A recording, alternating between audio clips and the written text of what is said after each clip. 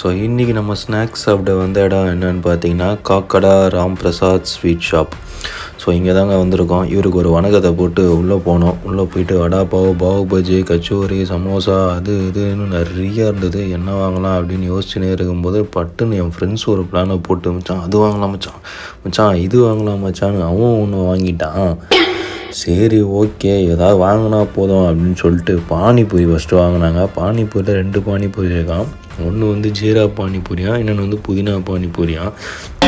சரி சாப்பிடுவோம் அப்படின்னு வாங்கினோம்.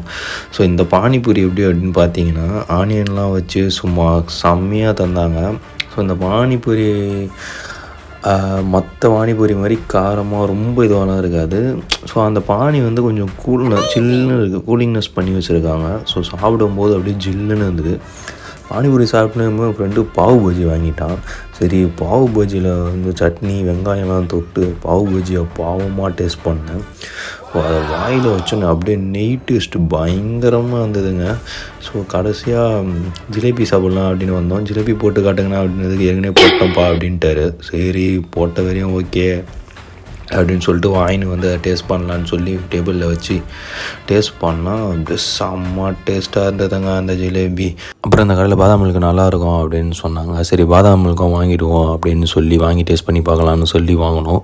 செம்ம டேஸ்ட்டுங்க. அதில் ஃபுல்லாக பாதாம் தான். இந்த கடை எங்கே இருக்குது அப்படின்னு பார்த்தீங்கன்னா கீழ்ப்பாக்கம் ஹோம்ஸ் ரோட்டில் தாங்க இருக்குது.